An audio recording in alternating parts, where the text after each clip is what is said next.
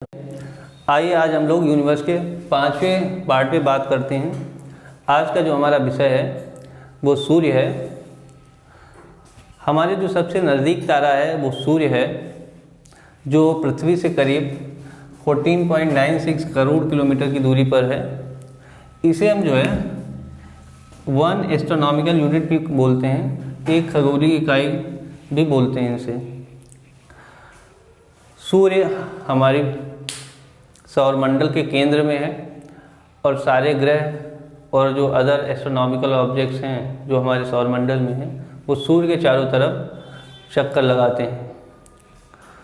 सूर्य हमारी जो अपनी गैलेक्सी है जिसे हम मिल्की वे कहते हैं,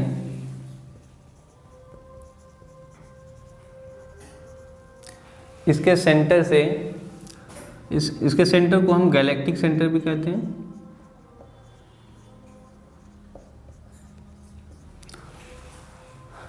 इसके सेंटर से करीब 30,000 लाइट ईयर्स की दूरी पर है। लाइट ईयर एक दूरी का मात्रक है।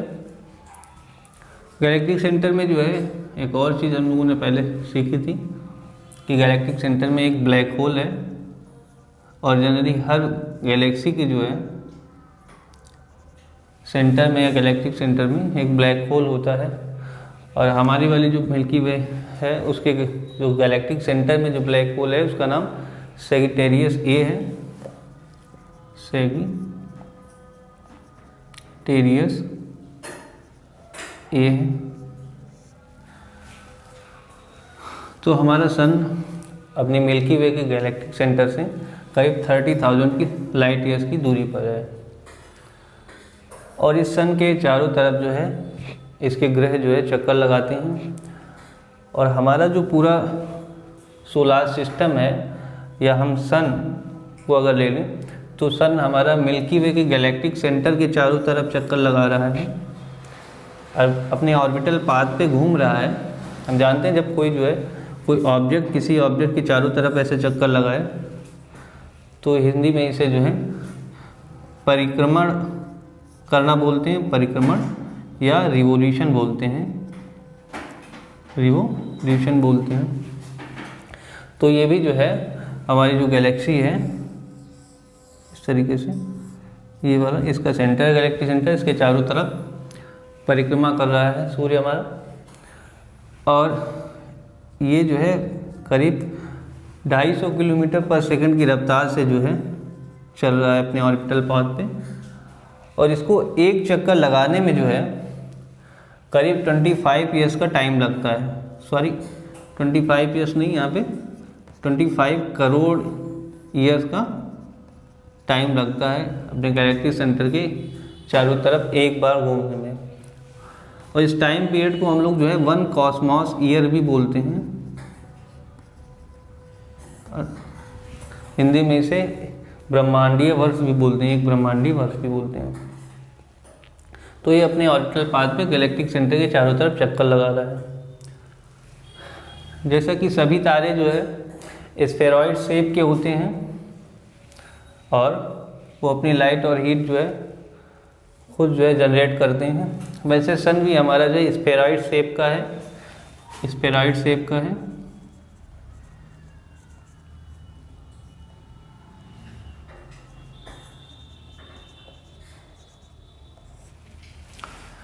और जब हम जो है किसी भी स्फेरॉइड जो ऑब्जेक्ट होता है या गोलाकार ऑब्जेक्ट है उसको जब हम एक बार जो है घुमाते हैं, नचाते हैं, तो नाचने के बाद जो है उसमें जो है 2 पॉइंट जो है हमें देखने को मिलते हैं जो स्थिर नज़र आते हैं। और उन दोनों पॉइंट को जो है हम लोग पोल कहते हैं, पोल नाम देते हैं। और उन पोल से जो लाइन गुजरती है उसे हम एक्सिस कहते हैं। तो सन भी जो है अपनी एक्सिस पे रोटेट कर रहा है और इसके भी 2 पोल हैं, एक नॉर्थ पोल है और एक साउथ पोल है। नॉर्थ पोल में जो है, नॉर्थ पोल उसे कहते हैं जब हम वहाँ पे जो है जब हम अपनी क्लॉक रखेंगे तो एंटी क्लॉकवाइज जो है वो रोटेट कर रहा होगा। तो उस पॉइंट को जो है हम लोग नॉर्थ पोल कहते हैं, और जो दोनों पोल को मिलाने वाली जो लाइन होती है उसे एक्सिस कहते हैं। तो हमारा सन भी जो है अपनी एक्सिस पे रोटेट कर रहा है, और इसको जो है एक रोटेशन पूरा करने में करीब 27 डेज का टाइम लगता है। मतलब एक रोटेशन को कंप्लीट करने में एक परिभ्रमण काल जो होता है, परिभ्रमण काल जो सूर्य का होता है वो करीब 27 दिन का होता है। अब हम जो है इसके आकार के बारे में जो है जानते हैं। इसका आकार जो है करीब 13,92,000 किलोमीटर है। ये आकार, इसमें जो है हम डायमीटर देखते हैं, डायमीटर को देखते हैं आकार में, और 13,92,000 किलोमीटर इसका आकार है। ये करीब जो है अर्थ का जो है 109 टाइम्स इसका आकार हो जाएगा। अगर अर्थ के कंपैरिजन में देखें तो ये करीब 109 टाइम है, पृथ्वी से 109 गुना बड़ा है। इतना बड़ा होने के कारण जो है इसमें मास भी जो है काफ़ी ज़्यादा है, और पूरे सौर मंडल का जो है, सोलर सिस्टम का जो इसमें मास है वो करीब 99.84% जो है सन जो है मास कंटेन करता है हमारा। ये इतना मास अकेले सन कंटेन करता है। इतना ज़्यादा मास होने के कारण जो है इसके बाद जो ग्रेविटी है, क्योंकि ग्रेविटी जो है मास पे डिपेंड करती है, तो करीब जो अर्थ की ग्रेविटी है उसका 28 टाइम जो है इसके पास ग्रेविटी है। इतनी ज़्यादा ग्रेविटी होने के कारण ही जो है ये जितने भी सौरमंडल में जो ऑब्जेक्ट्स हैं, सेलेस्टियल बॉडीज़ हैं, उनको ये अपने से बांधे रखता है, और वो सब जो है इसके चारों तरफ चक्कर लगाते हैं। सूर्य का मैटर प्लाज्मा स्टेट में रहता है, प्लाज्मा स्टेट में, और इसका मैटर में जो है मोस्टली हाइड्रोजन, हीलियम और अदर हेली एलिमेंट्स पाए जाते हैं। अभी हम लिख रहे हैं आपके सामने।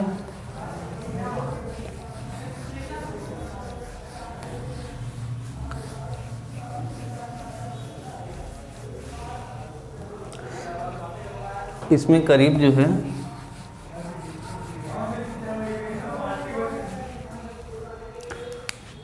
इसमें 75% से ज़्यादा जो है हाइड्रोजन होता है, करीब 20% जो है हीलियम है, और 5% जो है अदर हैवी एलिमेंट्स हैं, हैवी एलिमेंट्स। हैवी एलिमेंट्स में जो है ऑक्सीजन है, कार्बन है, आयरन है, इस तरीके के जो है एलिमेंट्स हैं यहाँ पे। ऑक्सीजन, कार्बन और आयरन। इसके जो है इंटरनल स्ट्रक्चर को 3 पार्ट में डिवाइड किया गया है। एक जिसे हम कोर कहते हैं, ये वाला बिल्कुल सबसे अंदर वाला हिस्सा है, और इसका जो है जो चौड़ाई होता है इस वाले रीजन का वो करीब 1,76,000 किलोमीटर है। कोर का जो चौड़ाई होता है वो 1,76,000 किलोमीटर है।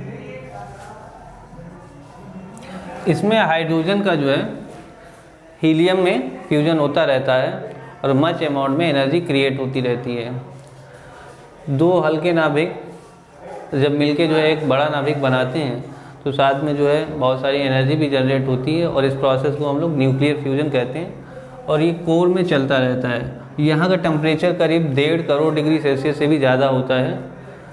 1.5 करोड़ डिग्री सेल्सियस से भी इसका टेम्परेचर ज़्यादा होता है, और यहाँ से जो एनर्जी जनरेट होती है वो अगले वाले जोन में रेडिएशन के फॉर्म में जाती है, और अगले वाले जोन को जो है हम रेडिएटिव जोन कहते हैं। रेडिएटिव जोन कहते हैं, हिंदी में इसे विकिरण मेखला भी कहा जाता है।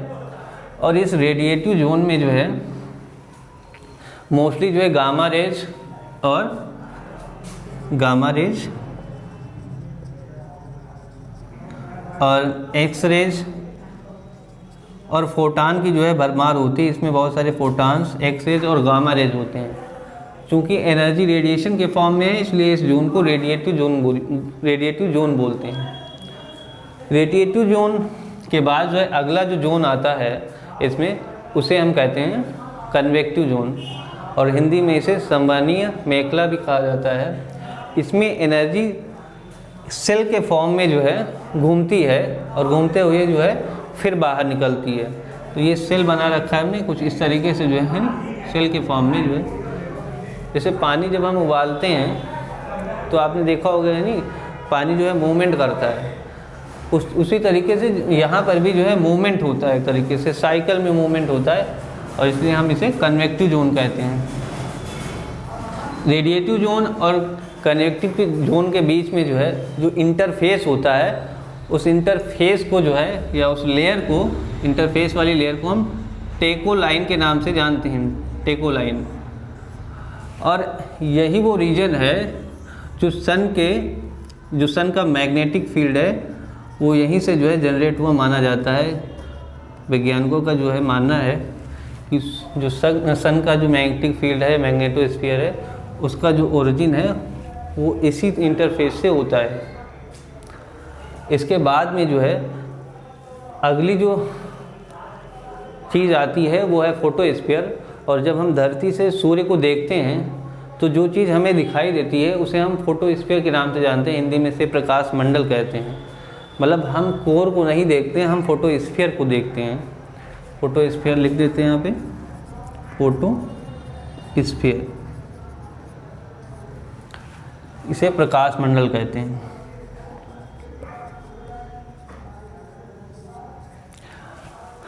कोर में कभी कभी क्या होता है कि जो है एनर्जी बहुत ज़्यादा मात्रा में रिलीज होती है, जनरेट होती है और रिलीज होती है। जब एनर्जी बहुत ज़्यादा मात्रा में रिलीज होती है और वो बाहर निकलती है तो इस घटना को जो है हम सोलर फ्लेयर बोलते हैं। इसके कई नाम हैं, हिंदी में से सौर ज्वाला भी कहते हैं, सोलर फ्लेयर भी बोलते हैं, सोलर प्रोमिनेंस भी बोलते हैं, सोलर विंड भी कहा जाता है, सोलर स्टॉर्म भी कहा जाता है। तो यहाँ से जो है जब ज़्यादा एनर्जी जनरेट होती है तो फ्लेयर के रूप में निकलती है, ज्वाला के रूप में निकलती है, और वो जो है अपने साथ में जो है कुछ सन का जो मैटर होता है, जो गैस होता है, वो भी जो है बाहर निकाल देती है। और इसको हम जो है कोरोनल मास इजेक्शन जो है बोलते हैं, कोरोनल मास इजेक्शन इस घटना को बोलते हैं।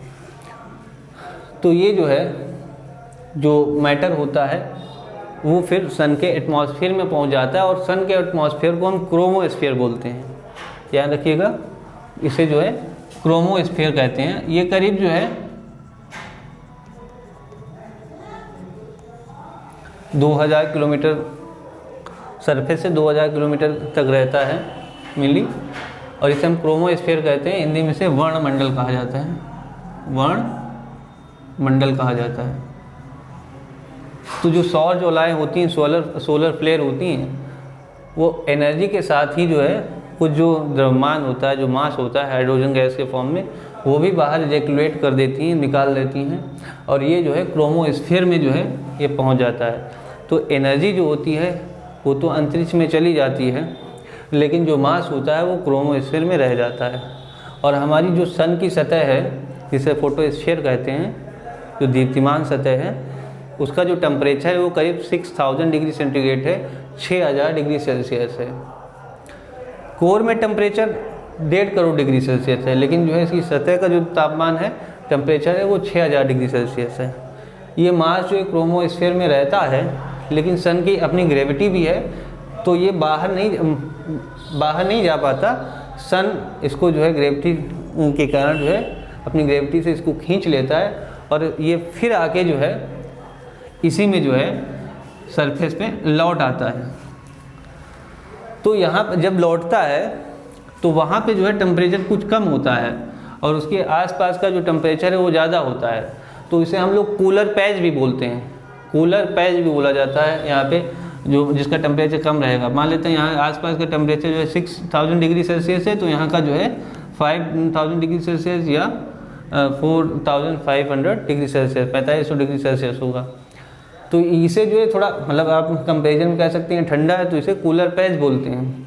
लेकिन जब हम जो है इसको अर्थ से जो है देखते हैं, तो यही जो है कूलर पैच, ये वाली चीज़ जो है एक धब्बे टाइप का दिखाई पड़ता है, स्पॉट दिखाई पड़ता है, इसलिए हम इस चीज़ को जो है बोलते हैं सन स्पॉट बोलते हैं। हिंदी में इसे जो है सौर कलंक या सौर धब्बा बोला जाता है। और जो मास जो है जो क्रोमोस्फीयर में रह गया था वो लौट आया और यहाँ पे जो है उसने कूलर पैच वाली घटना बनाई, और इसको जो है जब हम अर्थ से देखते हैं, ऑब्जर्व करते हैं, तो स्पॉट तरीके से दिखता है।